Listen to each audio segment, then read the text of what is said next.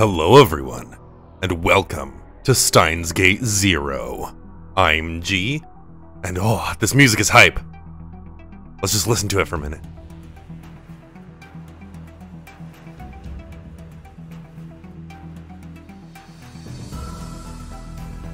Anyways, so we are on to Steins Gate 0, the next installation in the Steins Gate franchise.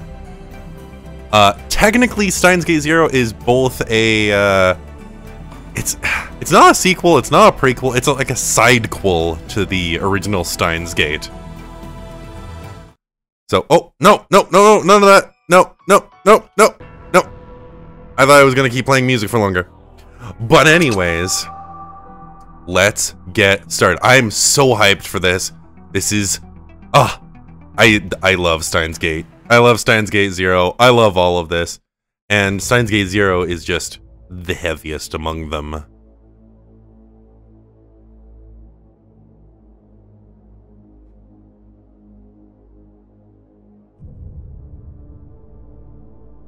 So this is the world line where we stabbed Kursu.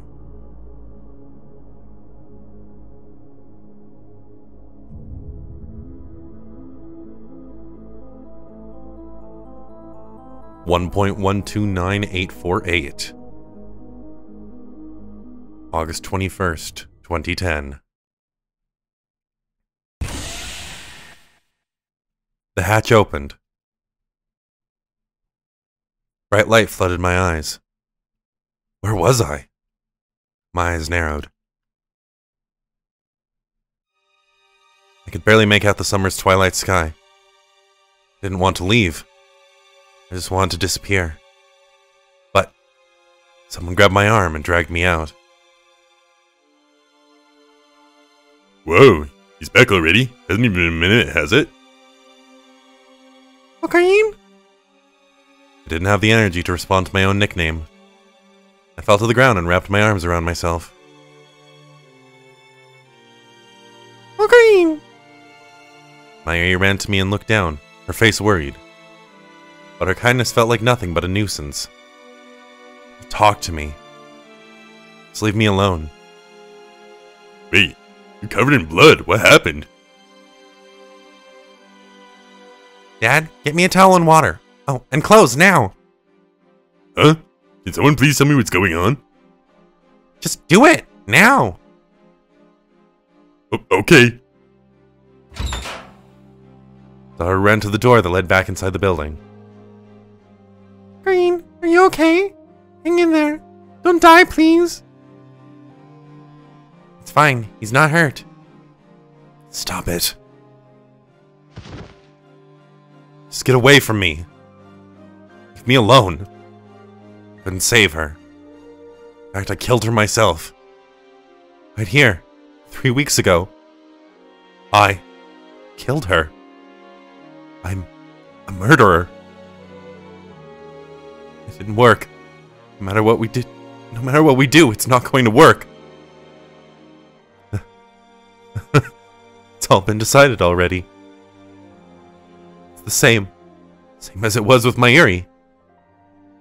No matter how hard I try, it'll all end up the same. No matter how many times I try, it will all converge back to the same result. Process doesn't matter. Whether you time travel or time leap, you can't go back and change the results of the past. I thought I understood that cruel truth. But now, I was forced to realize it again, in the worst possible way. It's useless. Useless. It's all useless. I knew it. Can't save Kursu.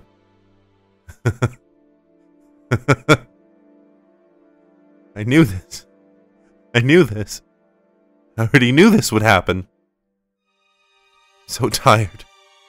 I haven't rested in so long. I'm done.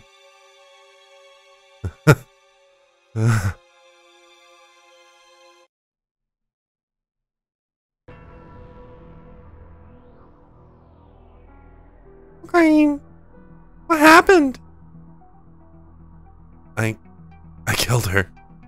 I killed her. I'm an idiot. It's all my fault. He killed Kursu Makise. Killed? That can't be true. It can't.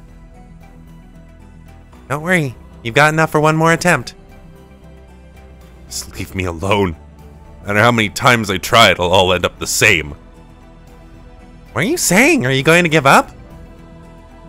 Millions of lives depend on you, Uncle Ocarine.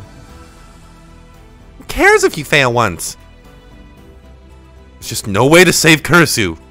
Can't stop the world line convergence. That's the reality of this world. I learned that a long time ago. I'll just have to slap some sense into him. You can't. It's not right to force him to do this. I can't bear to see Ocarine like this. If he doesn't, the future won't change. Why? Why does Ocarine have to change the future all by himself? That's too much for him to bear. Because only Uncle Ocarine has the powers of an observer of the world. Ocarine didn't want that. And I think even if he tried, he'd just get hurt again. It's impossible for one person to change the world all by themselves. And that's why Steins Gate is... I know how you feel, but I'm here for the sake of the future. I can't go back to 2036 either way, so I'm not going to give up so easily.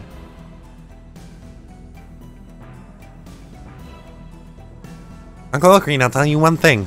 This time machine has a finite amount of fuel. At first I told you it could only be used to go there and back twice. There's actually a little more fuel than that. Even so, it can only travel about 344 days. Even if you do a one-way trip, less than a year from now you won't be able to reach July 28th. Remember this. When that day comes, I'll go myself if I must. Someone was saying something to me, but I couldn't understand the words. I didn't want to listen to anything. Just wanted to sleep. Just let this all end. Just let me go. Ocarine? Ocarine? Hey, Ocarine? You don't have to push yourself so hard anymore, okay? It's okay to cry, Ocarine. Maybe she's here for you, okay, Ocarine? I don't know if Mayuri's words were the reason why, but the tears started to flow. I decided to forget everything. Ever since that day, I stopped going to the Future Gadget Lab.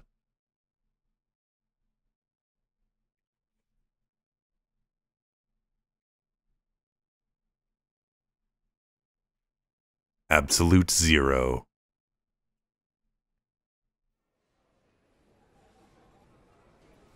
November 23rd, 2010.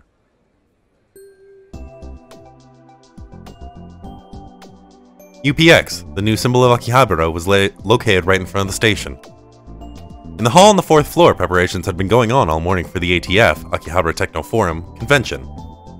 Universities and labs from both inside and outside the country would work together to put on special seminars and symposiums at irregular intervals.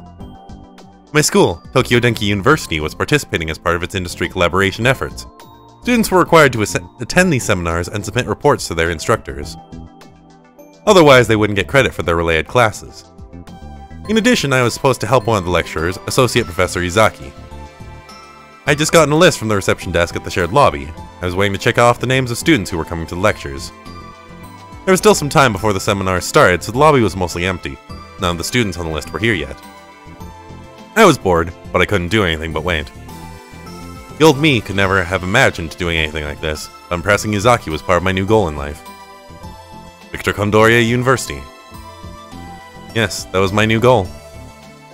Izaki did a lot of joint research projects with them and knew a lot of people there. The best first step to getting there my brain could come up with was being his assistant. Also, this convention was holding another seminar by Victor Condria University after the one held this summer. Of course, that interested me too. Summer.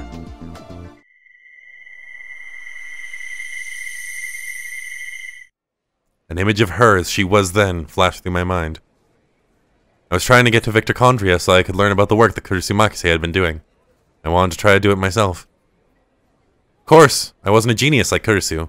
I knew there was no way I'd ever be able to do exactly what she did. But if I could do even 10% of it... Honestly, I'm amazed I've recovered so well. I thought that to myself and chuckled, just as a voice called to me from across the lobby. Excuse me? I looked up and saw a young girl approaching from the elevator hall. Oh god, what do I do for her voice? She was short and petite. Everything about her was small. I could kind of make out a few of the curves that don't appear until after puberty, so at least she wasn't in elementary school, but maybe middle school? For someone with such a cute face, she clearly didn't care about her appearance. Her hair wasn't styled and it flowed down her back. Even I could tell her clothes weren't very fashionable. Excuse me, where's the staff room? This is the ATF seminar? Clearly not a place where a middle school girl belonged. You'd probably just come to the wrong place. I know that! How many times am I gonna have to say this? This is the first time you've said it to me. And you're the first person I've said it to since I got here. Irritated, she pulled a card out of her jacket. It was one of the IDs given to invited guests. Her name and the name of her workplace were written on the front. Huh? Mitochondria University, USA, Brain Science Institute. Mitochondria University, USA, Brain Science Institute? I looked at the card, and then at her, then back at the card. Then I looked at her again. I finally realized. Oh, so that's it! Where'd you find this card? Thanks for bringing it back. I've done that 3 times already, too. She sighed and showed me another card. This one was a photo ID from Mitochondria University. Huh? What? It was the same ID I'd seen Kurisu holding before on another world line. The photo on the card. Yeah, that was definitely her. Maho Hiyajo. That's my name, Maho Hiyajo. I'll say it to you now, because nobody's ever been able to read it right. Not in Japanese or English. You're from Mitochondria University Middle School? Stop messing around, universities don't have middle schools. That's true. And you skipped a bunch of grades? Unlike in Japan, it wasn't uncommon for Americans to skip grades. Kurisu had made it to university at age 17. Still, a girl this young working at a university lab? Can I ask you something? Sure. You're feeling pretty shocked right now, right? Let me guess, a small child like this, I can't believe it, right? Are you the she must be amazing to do that at her age types? She got me. Look here, closely. Girl, Maho Hiyajo, pointed to part of the ID with her slender fingers. She was born in 1989, and it was 2010, so... You're 21 years old? In other words, I'm an adult woman, and I'm not in middle school. And of course not in elementary school or daycare either. Then she puffed out her chest. There wasn't much to see, but I can imagine her saying, "They look bigger when I'm not wearing clothes, they're huge." What's that look supposed to mean? Oh, no, sorry, I apologize. I couldn't believe it. She was older than me. If Daro was here, he'd be dancing around screaming, "Eagle lolly for the win!" Doesn't matter, I guess. I get the same thing all around the world, no matter where I go. Yeah, I'm sure. Did you say something? No, I didn't. Still, the Brain Science Institute? That's where Kurisu worked. Which means this kid, no, this person might know a lot about Kurisu. I held back the impulse to start badgering her with questions. I looked at the pamphlet with the seminar schedules. Mitochondria's lecture was the last one for the day and was clearly intended to be the biggest. Was this Maho Hiyajo girl going to give a lecture? Just like Kurisu had done at the summer convention. No, wait. That's wrong. That never happened. Tsumakise never gave any lectures over the summer. That happened in the Alpha World Line. In the World Line inhabited now, before the summer convention, she'd already... Are you giving the lecture today? No, I'm here as an assistant. Oh, and translator, too. I looked at the pamphlet again, and saw that the lecturer was a man named Alexis Leskinen. Alexis Leskinen? a professor at Mitochondria University and the chief researcher of the Brain Science Institute. Topic is the artificial intelligence revolution, huh? Yeah, sounds interesting. If you got the time, I'd love for you to come listen. I will. Oh, the staff room, right? I lead Maho over to the elevator hall and showed her where the staff room was. Thanks. I had no reason to hang around her any further. I said goodbye and was just about to turn around. Just then, the elevator opened. A woman emerged. The instant I saw her face, every hair in my body stood on end.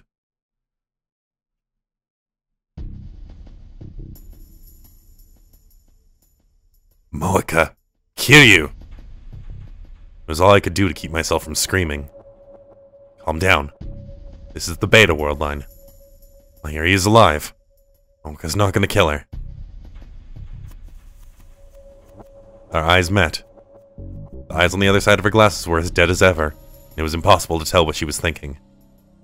I frantically averted my gaze before she realized something was wrong. She tilted her head for a second, but quickly lost interest in me and turned towards Maho.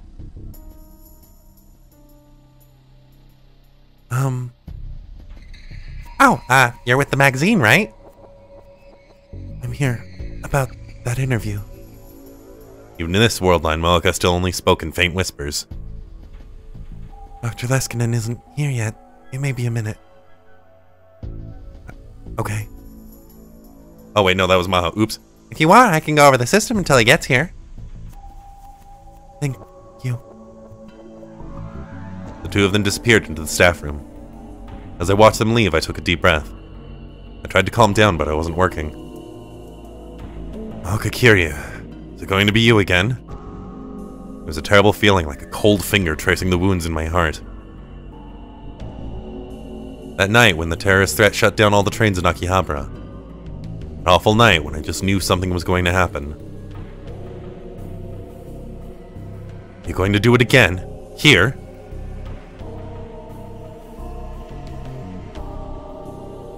Or was I just imagining things? Was she just a magazine reporter now instead of a CERN rounder? No, even if Moeka was a rounder, we had nothing to do with CERN anymore. CERN wouldn't be watching us.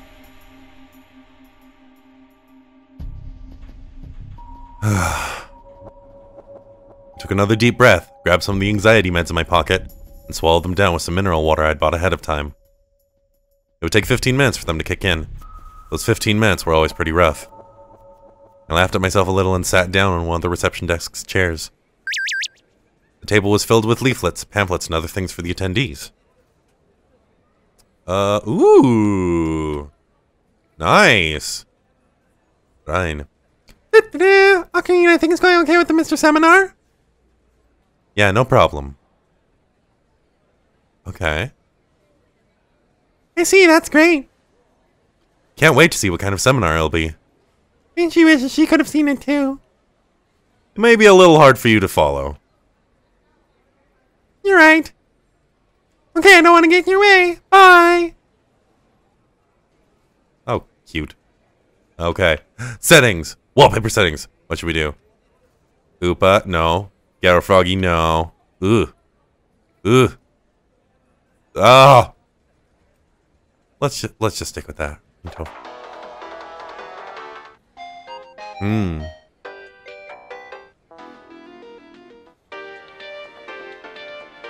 Oh, this is the one that I did for original Steins Gate.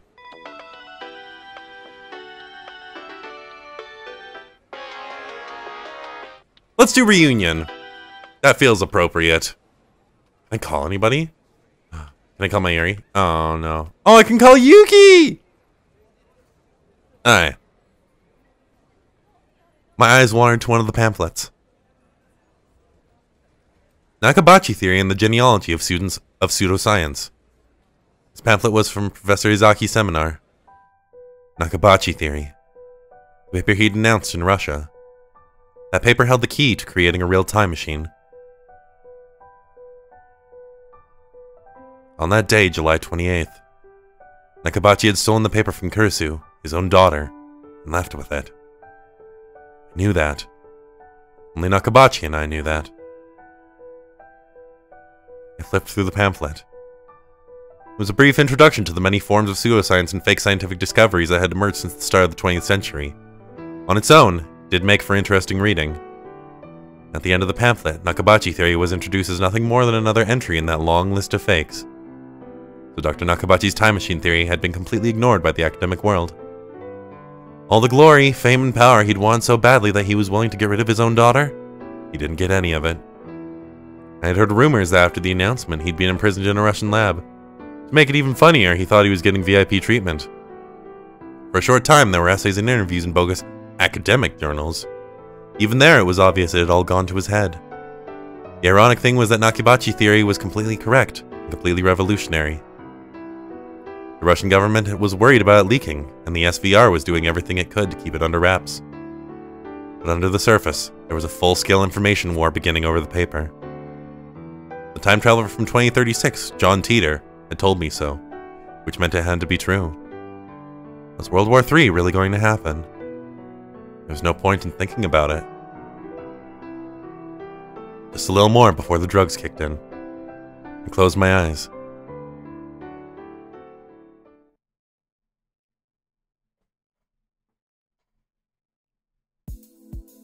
Several hours later, the convention was going well.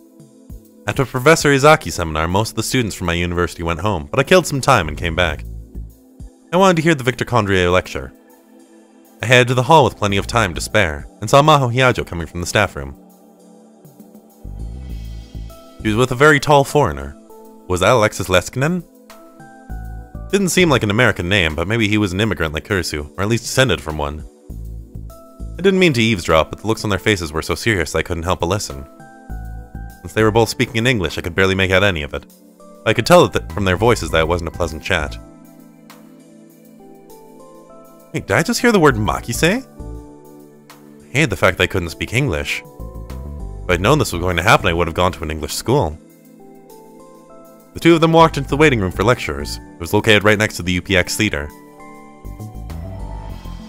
I put together the few fragments I was able to understand.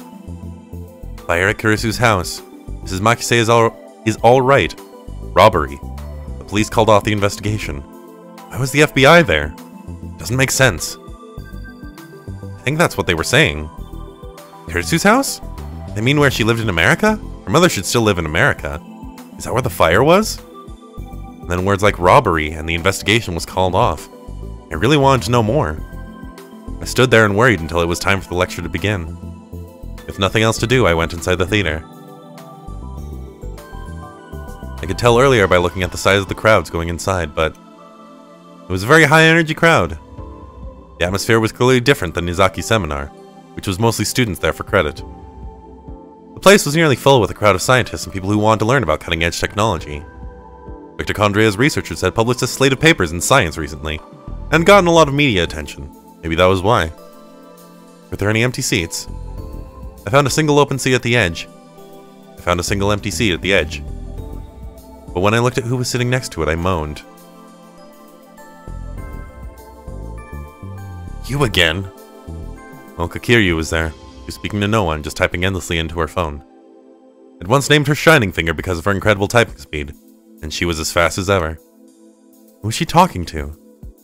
I didn't even want to imagine. I quickly turned away and looked for another seat.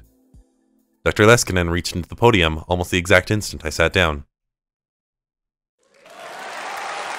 There was a huge wave of applause, but when they saw the tiny little girl come up next to him, the applause faded into confused murmurs.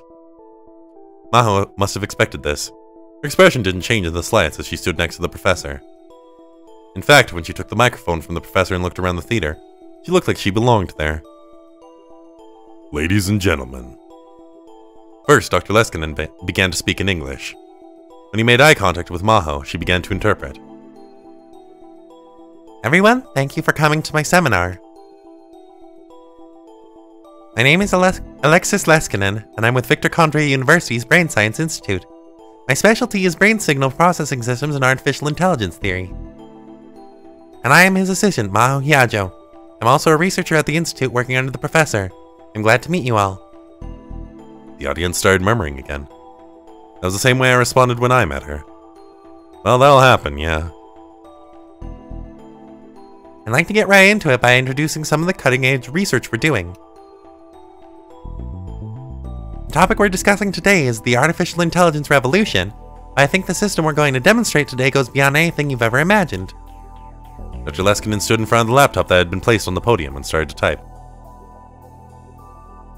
This computer is linked to one of the supercomputers in our labs.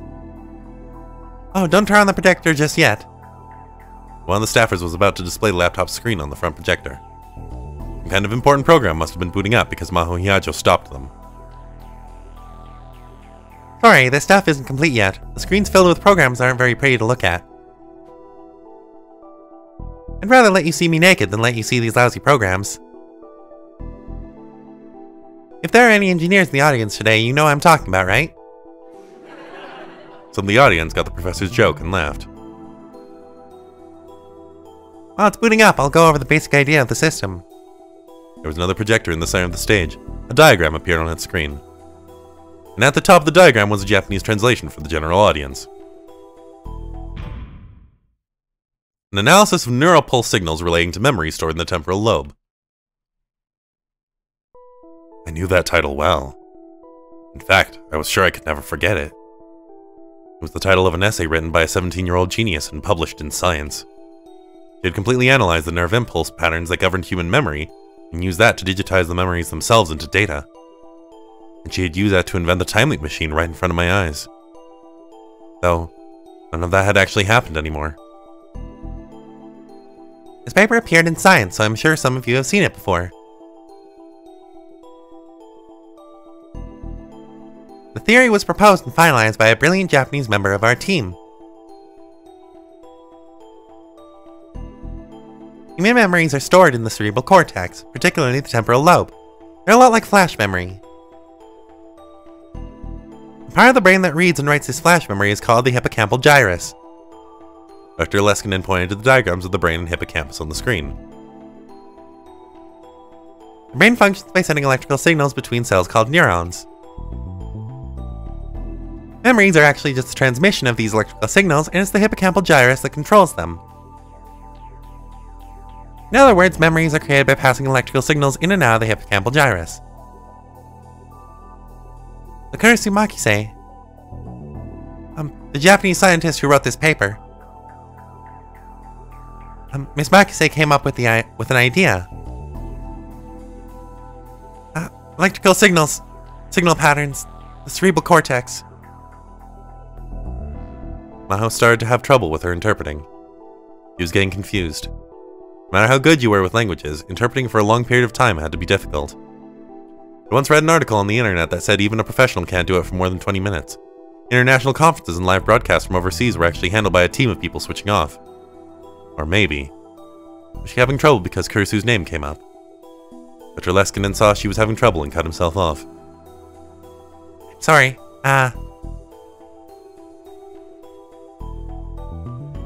Miss Makise focused on the pattern of electrical signals going in and out of the hippocampal gyrus. By analyzing the pattern, she was able to get complete data on which memory in the cerebral cortex it corresponded to. This created the basic theory that lets us take the vague analog thing we call memories and turn it into a digital combination of electrical signals. The result was her paper, which appeared in Science. And right now, our team is using that theory to create a system to turn a person's memories into digital data. A wave of whispers swept across the theater. Which means we can store and access a human's memories on a computer. The whispers turned into a low roar. I see. So even after her death, Kurisu's research was being carried on. Of course, maybe it was natural that it would be. That was the basic theory for time leaping, which I had proved myself, even if I could never prove it to anyone else, in the Alpha World line. My memories had been turned into data and stored on a computer, there was no doubt about that. And what Dr. Leskinen was talking about right now was the basic technology required for that process. There are two major projects we're working on right now. One uses the system for medical applications. The slide on the projector changed. This project is a joint effort with the Psychophysiology Lab. The idea is to use the hippocampal gyrus to put the memories stored on a computer back into the brain. Incredible! Someone who looked like a grad student in the front row shouted. Dr. Leskinen didn't seem particularly put off by the interruption. Maho continued her interpretation. Incredible, huh? I can understand how you feel. I would feel the same way in your position. We feel this research is making real progress. How wonderful would it be if we could make this work? One example would be memory problems caused by aging or Alzheimer's. This would be a form of symptomatic therapy. You could automatically back up the patient's memories as data. Even if the patient loses their memories, they could just go to their PC and reinstall them. We think this would be a way to stop memory loss. In the end, we hope to make memory data stored on your PC constantly accessible via the hippocampal gyrus. This would mean that if brain functionality was lost, for example if the brain was badly damaged or atrophied, brain functionality could still be maintained. It would be like a form of external storage. A strange feeling gripped the hall. Part of it was shock and the feeling that they were witnessing the announcement of incredible technology. Part of it was skepticism that a system like this could ever actually work. Part of it was revulsion at the idea of playing around with a human brain like that. An excitement born of all these things passed from one member of the crowd to another. Dr. Leskinen raised his hand to encourage questioners. It looks like I need to take questions before we move on to the next project. I'll answer everything I can. Go ahead. Many hands were raised. I could tell that there was a wide range of people interested. Both young and old were raising their hands. Dr. Leskinen pointed to a questioner. This was the first question. Sampling would be required when digitizing analog memories. Does that mean any information would be lost? The professor nodded as he listened to the question in Japanese and began to respond in English when the speaker finished. Maybe he was able to understand Japanese, if not speak it. Put your question another way. You're saying that when you're saving a live recording of an orchestra as a WAV file, it's impossible to record everything. That's a good question, and it's one of the biggest problems facing our research right now. If the network within the brain consisted simply of neurotransmitters turning on and off, that is, exchanging binary data, the problem would be simple. That would be the exact same thing as a computer's digital data. But we know that neurotransmitters and electrical signals form an analog network within the brain. The only way we have to deal with this problem right now is to sample at a higher rate. To continue our music example, instead of sampling at 44.1 kHz, we'd sample at 48 kHz.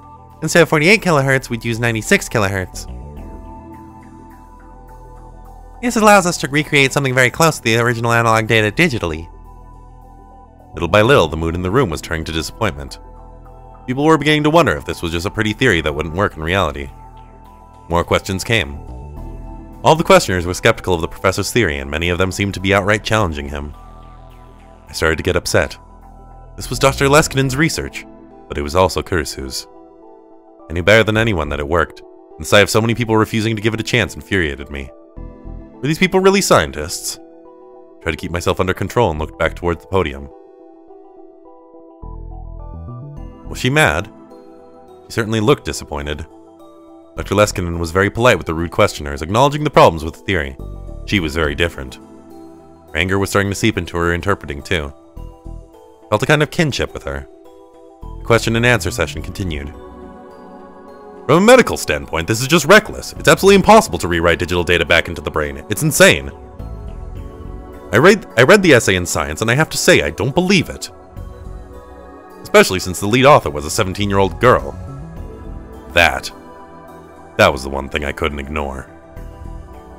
Listen. Objection! What? The two people on the stage and the entire audience all turned toward me at once. How do you know it won't work when you haven't even tried? The world's full of technologies that people never thought would work. But they exist now because people overcame those problems. Criticism alone doesn't help anything. The whole theater went silent. But I didn't regret standing up. You. On the stage, Maho Hiaja was staring at me in shock. As for Dr. Leskinen, saw a flash of white teeth as our eyes met. Awesome! He's really something. He started to applaud. Huh? Why was he applauding? It just makes things embarrassing.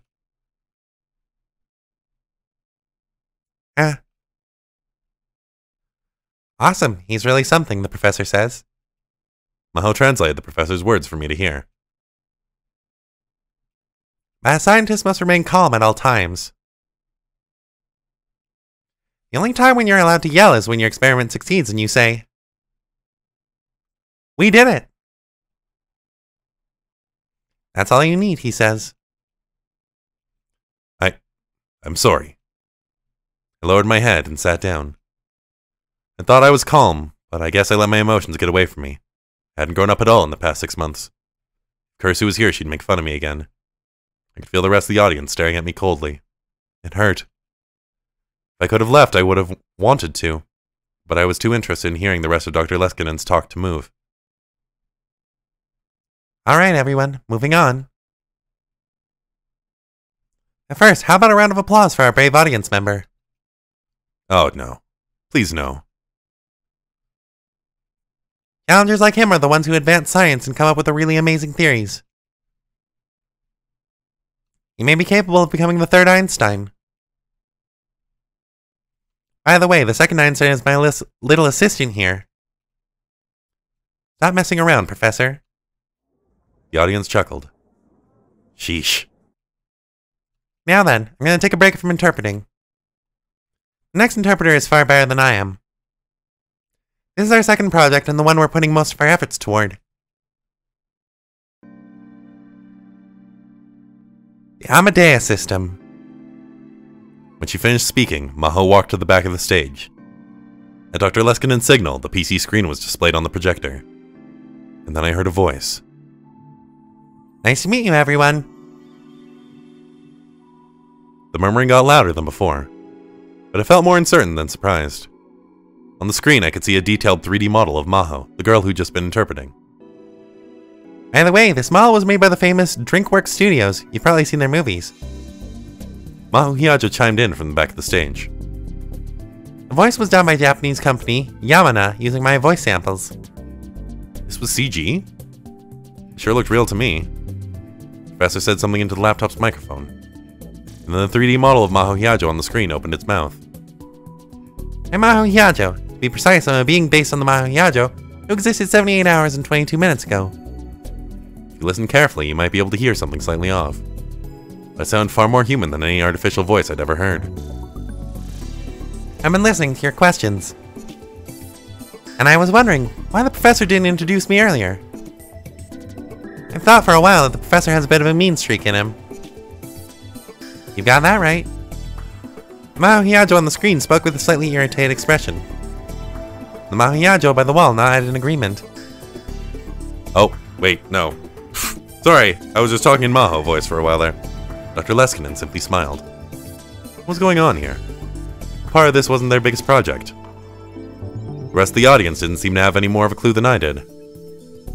Many of you are wondering whether it's possible to extract a human's memories as data, save them, and use them. You're wondering if that's really something we can do. So I'll put this question to you. If not, what am I? I am based off of data that was extracted from Maho Hyajo's brain 78 hours and 23 minutes ago.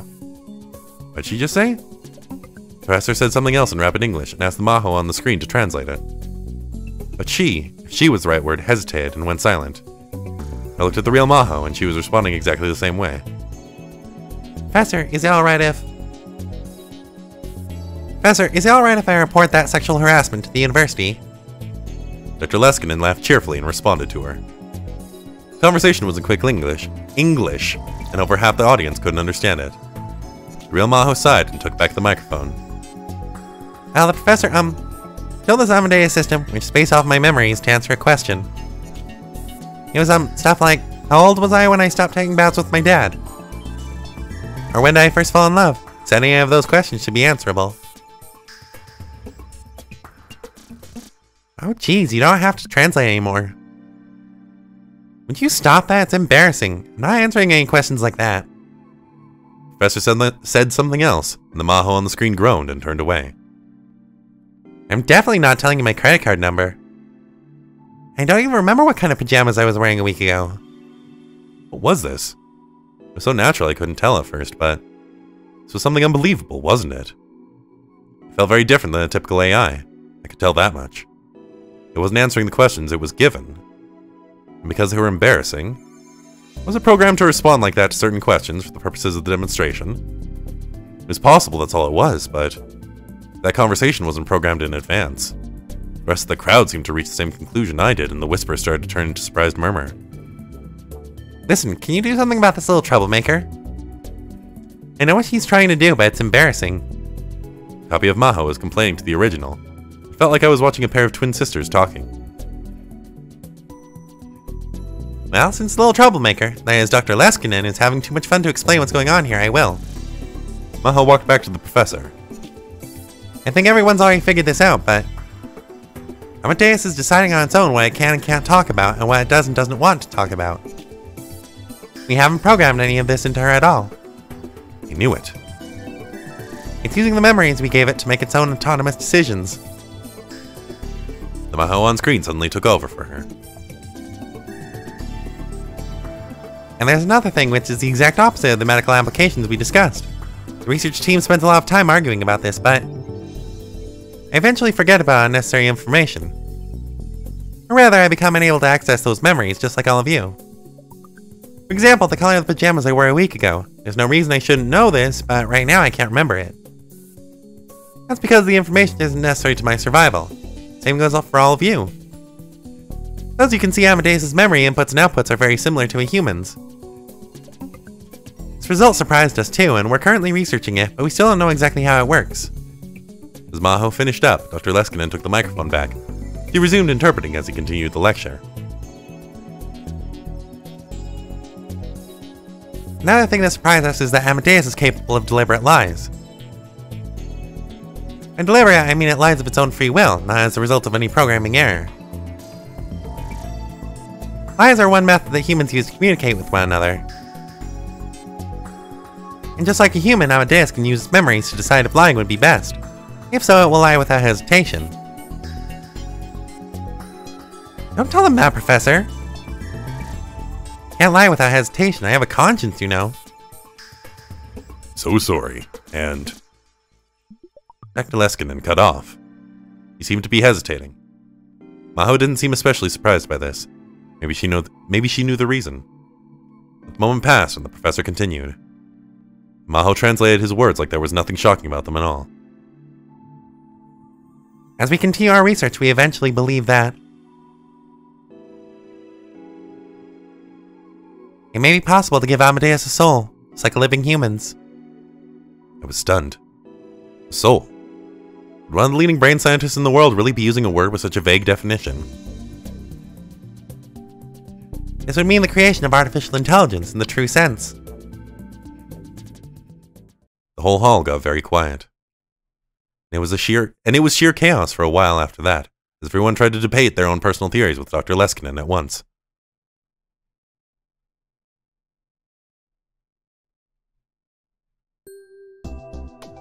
And I think that this is a pretty good place to cut it.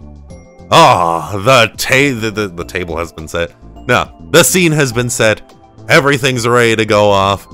This is going to be awesome. But, for now, thank you all so much for following my playthrough of Steins Gate Zero. I'll see you in the next episode. Bye now.